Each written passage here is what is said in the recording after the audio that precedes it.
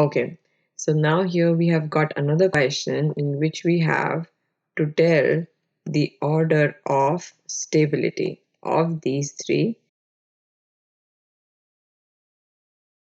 that who among them is the most stable and who is the least stable. So if I start with a first one, let us mark them. This is the first one, this is the second one, and this is the last one, the third one.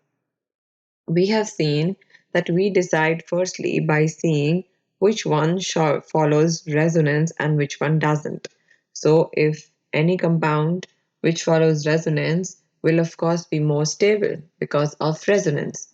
So what we do is, when I see the first example, I notice that we have got a positive charge here, a positive charge over here, and I have got double bonds in conjugation with the positive charge. So what will be my next step is that I see and confirm that there is resonance. So I will just start shifting the charges. Now what happens is, since positive is electron deficient, so bonds move from down to upside, and we have resonating structures here. So I have got a double bond here along with a CH2 that was previously here. But now what I've got extra in this is that I have got a positive charge in the body of benzene. So here I have got a positive charge. So you can see that this charge right here, this charge right over here will shift again, because that is what it does. And this pi bond will help in that, will help it in shifting. So what it does is, now we can draw more resonating structures over here. And what happens is that when I start drawing resonating structures, we know that we'll have more and more resonating structures up until, of course, the positive charge comes back to its position. So we have got this, and we have got a double bond and a CH2 here, and then we've got a positive charge here, and we know how it goes. So this is going to shift here, and then we'll get another resonating structure, and thus it'll go on for a while until we get the same structure that we started with. So if I want to complete this structure here, I'll have a positive charge over here, and then a double bond and a CH2 over here. And in the last step, what happens is this will return back to its place, and then I have got the last structure in which we get the first resonating structure back to its, the positive charge comes back home, and we've got the shifting of bonds. So you can, I just wanted to tell you, we did this for a while now, the resonating structures, but the main point of highlight was here that resonance occurs. So we have the phenomena of resonance which occurs because the charge moves, because charge moves throughout the body. Now, when delocalization of charge, delocalization of electrons, of course, is happening, this gives just a kind of stability to this, the first species. And this is, if you want the name, it is known as benzylic. So this is benzylic group, and this benzylic group will of course have resonance and will have stability. So what I wanted to tell you was that this becomes the most stable. So this becomes the most stable. Now, why you might ask me that as to why it is the most stable when we have another, the second one here, which can show resonance. But you should know that if carbocation is on the ring itself, then no resonance is shown. And that is the point which I want you to keep in mind, which should be in your mind, is that if carbocation is on the ring itself, so we have carbocation on the ring itself, no resonance occurs. So the possibility of resonance occurring in the previous case, here in the second one, disappears because there is a carbocation on the ring. And you can see that we have just said that if there is a carbocation on the ring, then no resonance will occur. If and in the third case, of course, no resonance occurs because the positive charge is not in conjugation with the double bond. So I have drawn the second and the third structures again so that we can compare them with ease. So here, this is the previous question only, the second and the third case, and we have to compare between them. So since we have got this one point that carbocation is on the ring itself, no resonance occurs. So if the carbocation is on the ring, no resonance. Hence, in this one here, we have no resonance. So how do we compare these two?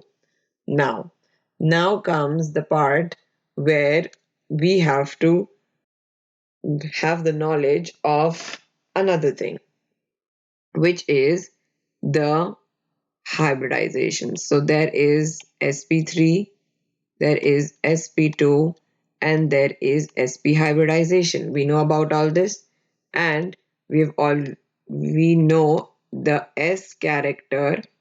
So we want to find the s character in both all of them. So this is 25% s character in this one. We have got 33.3% S character in this one, and we have got 50% S character in this one.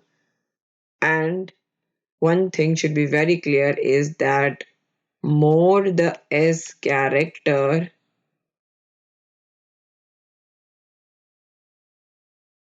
higher is the electron negativity. So more the S character, higher is the electron negativity.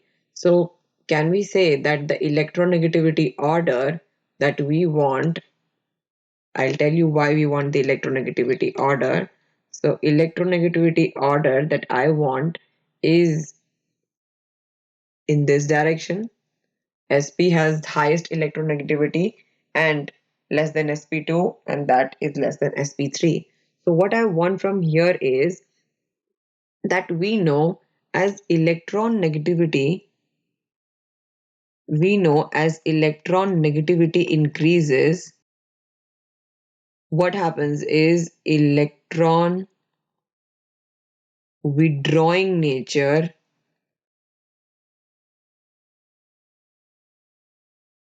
electron withdrawing nature also increases. And what do we want from electron withdrawing nature? We know that more electron withdrawing groups present on any species will have, what does it do? It destabilizes the carbocation. So if there are electron withdrawing species, electron withdrawing groups destabilizes the carbocation.